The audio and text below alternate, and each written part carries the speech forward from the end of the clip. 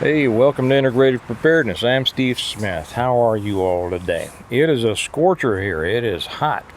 We've been in a hot period here, and we're coming to a week of several days over 100.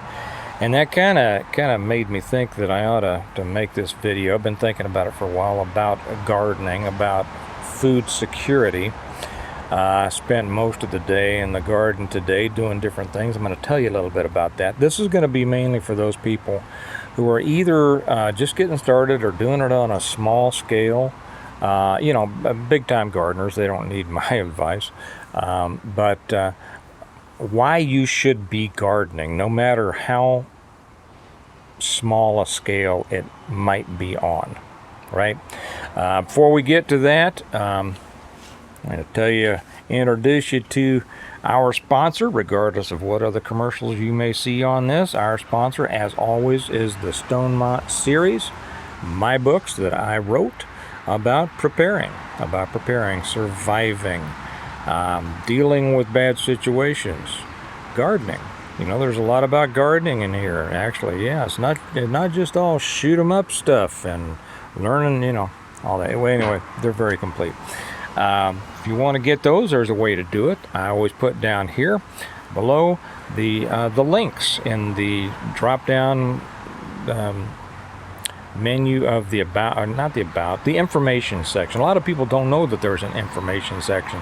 Just look down there, you'll see a little arrow over here somewhere on your screen, and it'll drop it down, and it's more information there, and it has the links that you can get to and order my books either through Amazon, where you can either get it through trade paperback or Kindle. And somebody said the other day, you need to let people know that it's also free on Kindle Unlimited. That's right. For those of you who have that Amazon membership, all of the books are available for free on the Amazon Unlimited. So that's great. And there's also a way to get them from me personally. If you want an autographed copy, the address is down there. Just go down there and check it out. It's right under the link that says how to get to the Patreon channel. So for those of you who aren't with us on Patreon, wish you were, would love to have you over there. I cover things over there that I don't cover here, either that YouTube doesn't like and they won't spread let people know about it, or that I just think are inappropriate for one reason or another for the larger audience. It's more for the specialized audience. I just put one up yesterday, the day before, I forget, on the Mafia way, and I'm not sure. Maybe I'll end up putting it here on the larger YouTube channel sometime. I don't know.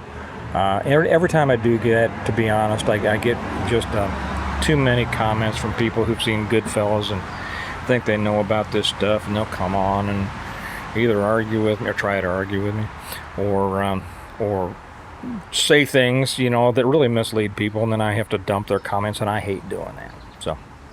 So anyway, that's what you get. The link to Patreon's down there. Please come join us over there. You'll get extra stuff. Our other sponsor is the Second Amendment, today holding iced coffee for me. So yes, did I say this? We're headed into a scorcher, a week of some days over 100 degrees, and that's when you really pay attention to your garden. So we've been hearing for quite some time about the dangers of food shortages. I don't have to go all through that. You probably all know all about that. You've been keeping up on it, I hope. Supply chain issues. The farmers are having a heck of a time. The ranchers are having a heck of a time. People are having to sell off their cattle because they can't, afford the increase in the price of hay and grain and things like that. The farmers who rely on rain, their crops are going to be far short of what was expected and of what they need to even break even, let alone make a living. And people who don't farm, and I don't, but I've had farmers in my family, in past generations, so I know. It takes everything in the world to survive being a farmer. That's why so many farming wives have jobs in town, right? Or why so many farmers actually kind of give it up and go get real jobs. It is tough because you're always at the mercy of the sun, the rain, the soil, all sorts of things. We're experiencing, and then of course, the price of grain, the price, the commodities markets can just play hell with you. Anyway, that's not the road I want to go down on that. I think that I agree with all of those who have been saying that we are going to be experiencing problems in food stocks in the next year or two. It's even more than what we already are. The inflation in food is already causing problems for a lot of people.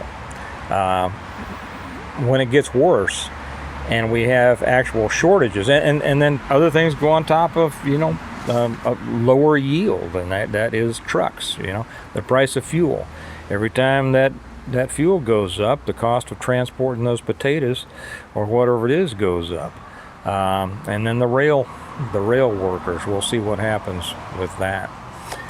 So yeah, I think that there is a real chance of a real problem here in the next year or 2 years with food. I won't say that there's going to be a famine in the United States. I don't believe there will be.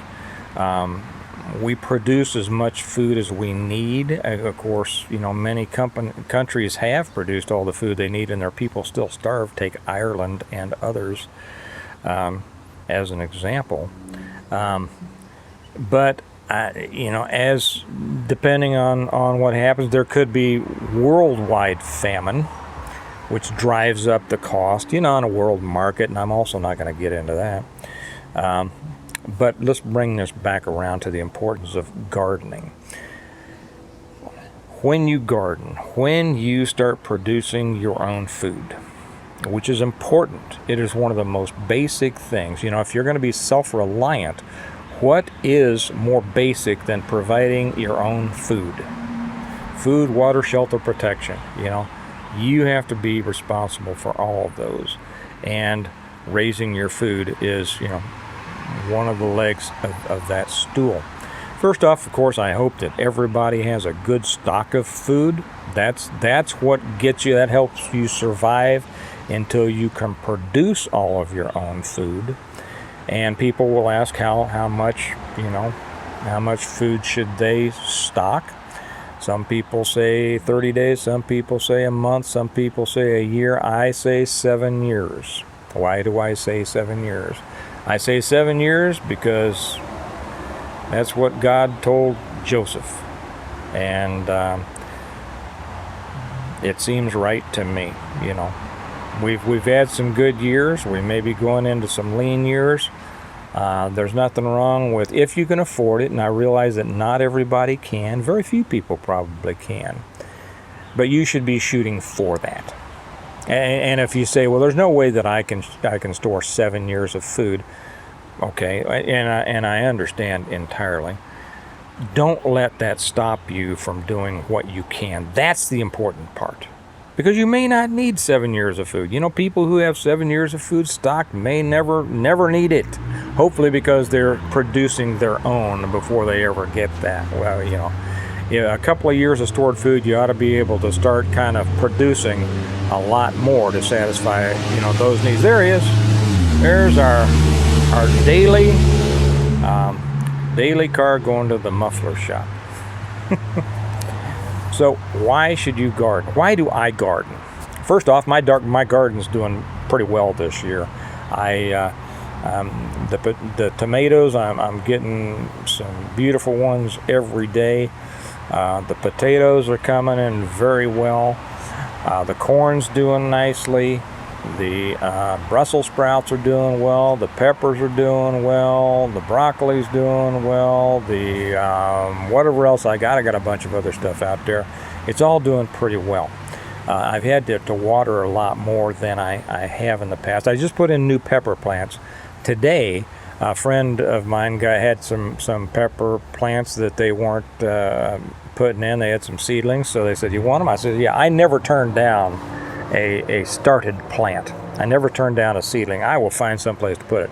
And even if it looks half dead, I have brought back some of the most scrawny looking little plants and nurtured them back to great producers.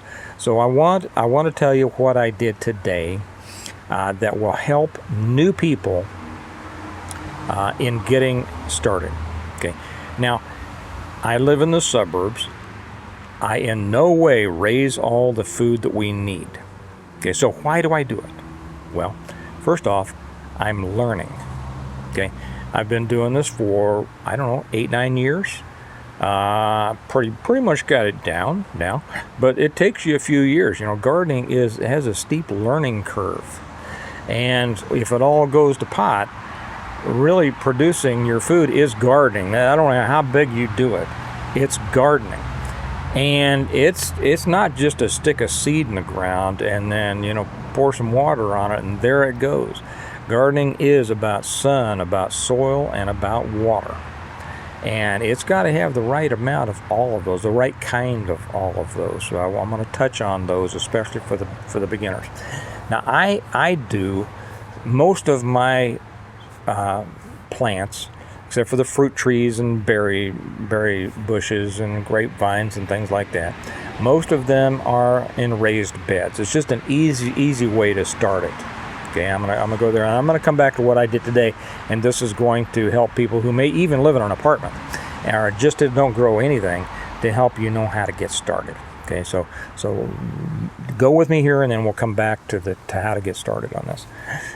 So almost all my stuff is in raised beds, even the potatoes, because it's just easier. We have bad soil around here, horrible soil. It's clay. You get down about 6 inches, and it's clay. I tell people you can dig a hole and set it on fire, and you'll have a clay pot. So what do you do with that? Well, there is a way to amend your soil. There is a way, first off, compost. Develop your own compost. Everybody should be, if you can, if you live in a place where you can, everybody should be composting everything they can. Go to I won't try to explain it here. There's plenty of videos out there talking about composting. But I'll break up that soil down there, and then I'll build a frame for the elevated garden, for the planting plot. And then I'll fill it with good soil that I have either brought in, and I haven't had to bring any in for a while, but that I first off bought from a place around that had a good garden mix, which is a certain percentage of dirt, and then sand, and then manure and compost, and that's what makes a good rich soil. And I'll fill that, and then I'll plant in those raised beds. By the time it gets down to what used to be clay, because I throw every worm I can find. There's times out here that we'll get out here and I say, okay, kids, get all the worms you can and put it over in this raised bed over here. It might be a new bed. Pretty soon it becomes very biologically active, and you turn it into good soil. I do a kind of a combination of Back to Eden, which helps you to means you don't have to water as much. You still have to water some depending on what's going on. And if I can find that, you can look it up, but I'll put a link, if I can find it, over on the Patreon, where I put this on the Patreon channel. It'll be down below. That's just something that I do for people. I don't put a whole bunch of links on these. If you really want that, over on the Patreon, it'll only cost you $1. Come over there, and then I'll put the links for that. So Back to Eden, which is covering it. It's a mulch situation where you just have put thick mulch over your dirt. That helps retain moisture, does all sorts of things, and watch others to tell you about that. I combine that with a couple of other things. One is called lasagna gardening, where you put layers of different things, and I'll explain all this in just a minute, what I just did today. You put layers of different biodegradables in there, and then something called hugelkultur. which is about building a mound over a whole bunch of branches, throwing dirt on them, and planting in there. So I kind of use all three of those on a small scale. I should throw in here also, before I explain what I did today, that brings all of that into play. Why do I garden? 2 reasons. First off, the stuff you grow, well, 3 reasons. The stuff you grow is a lot better for you. You know where it comes from. You know that it's pure. You don't know what you get from the store. Okay. Number 2, it tastes so much better. If you've only had tomatoes that you got from the grocery store, you don't know what a tomato tastes like. If you've only had potatoes you've bought from the grocery store, you don't know what potatoes taste like, or peppers, or corn, or anything else. And half that stuff is GMO, and why would you want to eat it anyway? So that's it. It's better for you, and it tastes so much better. Now again, I don't raise enough to feed all of us. Could I? Probably could.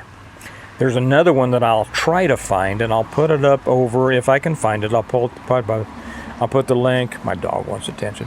I'll put the link over on the Patreon channel. Well, this guy, what did he call it? Square foot gardening or something like that. You can look it up. You know, it may be somewhere on YouTube. I'm sure it is somewhere on YouTube.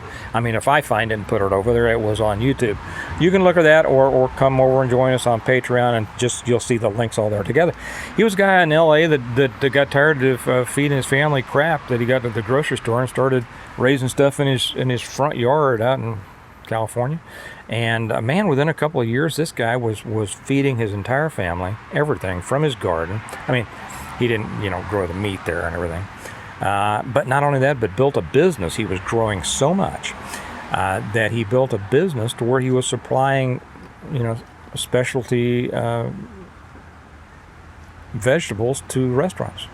It's amazing. And I plant my stuff a lot closer than most people do. A lot of people will go by the packets, the seed packets. You don't really need to leave that much space, because you're not going to be out there, picking it with machine. So what I do is I started today. I just had a few pepper plants that this friend brought over. So I had an old bin, an old recycle bin. I didn't want to take the time or to put together a new raised bed. So I had this recycle bin. I painted it on the outside, not the inside, so that, because you don't want paint coming into the soil that you're going to get your food from. Painted the outside so it blended in, kind of a dull olive green, so it doesn't look all, Yankee. And when that dried, I put a whole bunch of branches. I had just trimmed a tree the other day, so I went out and I cut all the branches with the leaves on to about that long. That'd fit right in the bottom of fit right in the bottom of that recycle bin. And I filled it about halfway up with leaves and branches. Now, what does that do? That provides all of those branches, and all of the leaves will decompose, giving nutrients to the soil that's going to be put on top of them. The branches down there, as I water it, will soak up, absorb moisture, and continue to release moisture into the soil.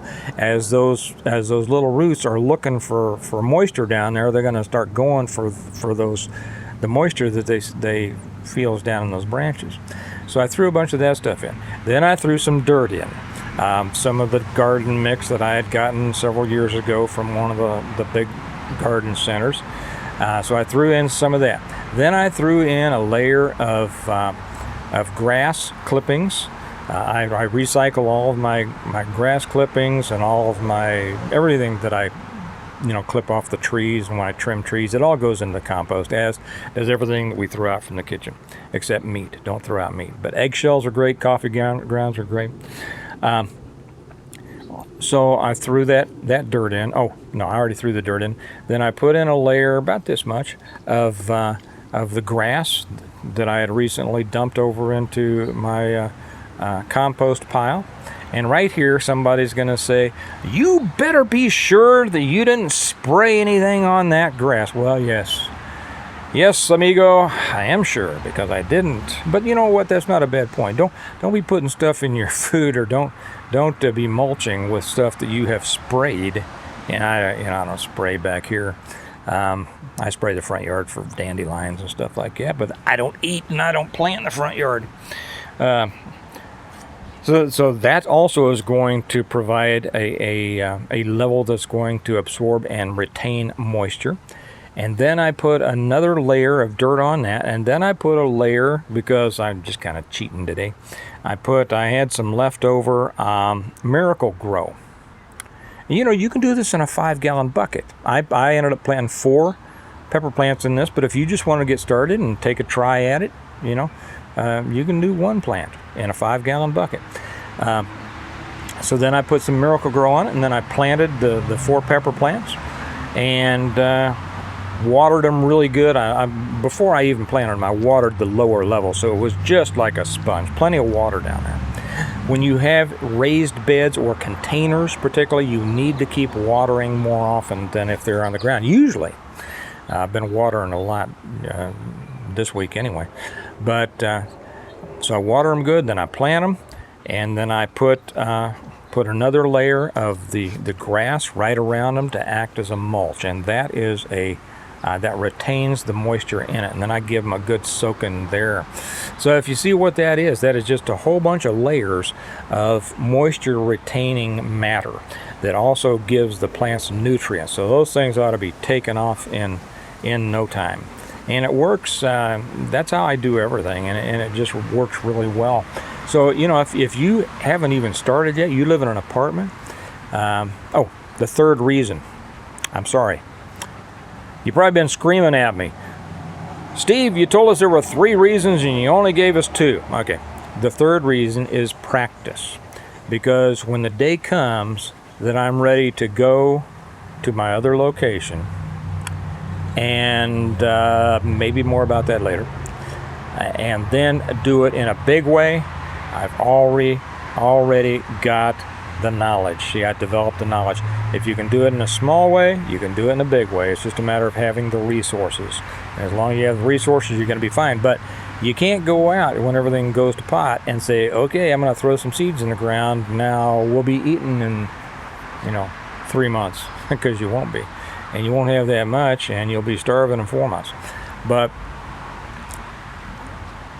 so if you're just in town, now I'll get back. If you're just in town, even if you're in an apartment, go down 5-gallon bucket. You can probably find one laying in a street somewhere. Okay, go down and get some twigs. You can go to the park. I'm going to show you how to do it the cheap way, right? Go to the park, or go to somebody's house who's got a bunch of twigs and stuff falling all over the place. Hey, can I have your twigs? You bet. Get them out of here. Throw a bunch of twigs. Fill up about that much of twigs, wood that will soak up the water, and then throw some dirt in there and raise it up some more, and then throw in somebody's, you can even go after when people are putting out their trash bags for trash pickup. Everybody puts their cut grass out there instead of using it like they should. Open one of those things out and grab a couple of handfuls and put it in your bucket, and then go to wherever and get a small bag of Miracle Grow and get your plant and stick it in there. Water it, put it in sun, water it every day. Make sure you put some holes in that bucket, because it's going to need to drain, because they don't want to drown. They just want to have a drink every day. And yeah. Oh, do you want the people? You want to say hi to the people? You want to see that? Yeah. Okay. So they don't want you don't want it to drown them. I know. And then just water it every day, and pretty soon whatever you put in there, you're going to have a nice pepper or something. Now, that's not going to feed you, sure, but you're going to learn. You're going to learn. For you people with established gardens, if your gardens aren't doing well this year, and I hear a lot of people, their gardens just aren't doing well, it's been a tough summer. It really has. I forgot to say, my peach trees are doing great this year. They didn't do anything last year. And my apple trees, and I might take a picture. Maybe I'll take a picture, see if one comes out of one of my apple trees, or just a bunch of apples. and let you see that. The apple trees are doing great. I have 4 producing apple trees, and that's, you know, that is a good source. You can do so much with apples. I already had the plums, and pear is producing, and a couple of peaches, and then I've got the blackberries are doing well, the elderberries are doing well, the mulberries did great. So anyway, that's bad. For those of you who are having trouble with your gardens this year, it has been blazing hot. It has been it's been a drought, and I am watering now 2 times a day at a minimum. Water in the morning before the sun hits them. You don't want to water on while the sun is hitting on the leaves. You know, do it God's way. You ever notice that rain comes when there's clouds? That's because if you put water on the leaves of a plant, you'll take a chance of burning them when the sun's hot. So do it before or after the sun is at its height. And I have gotten this summer to do it both. It's worth it. That's why when you buy land, or when you get land, or when you plant a garden, water has to be one of your main concerns. You can make your soil better, but if you don't have water, you're going to be in for a lot of disappointment. So I get up in the morning, have my first cup of coffee, and then go out and water. And then I watered a little bit today in between I watered some that wasn't in direct sun. And if you do water when the sun is out, don't water the leaves, only water down at the roots of the plant, at the base of the plants. And the Israelis perfected a great system of drip irrigation to the roots of individual plants. It was amazing. And then I'll wait here a little bit. I'll give this another probably an hour for the sun to get nice and down, and then I'll give them a good watering, good watering before dark. And you want it. You don't want to do it so much at night. Of course, it's hot enough now. You're not going to get mold problems, but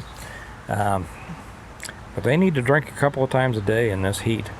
And if you do that, you'll be all right. So if you're having trouble with your garden and you're saying, "Well, I'm watering every day," well, you might want to bump it up to watering twice a day right now.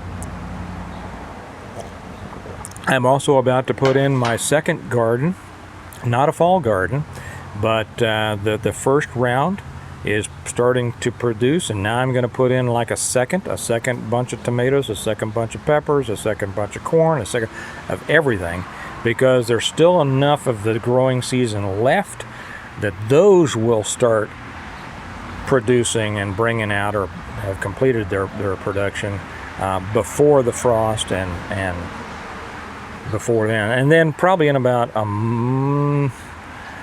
the seasons have seemed to have been, and I've been paying attention, the seasons have been shifting a little bit later in the year every year. So I would say probably mid-August, maybe even late August, I'll plant my fall garden. And maybe I'll talk to you about that then. Anyway, gardening is one of the best things you can do. You got to spend 10 times more time gardening than you should shooting or thinking about shooting, because you're going to want to eat 10 times more, 1,000 times more than you're ever going to want to shoot somebody, right? And it can be fun. You learn a lot. It puts you in it gives you a direct relationship to your food, to your sustenance. It's the way God meant it to be. It really is. It's healthier for you.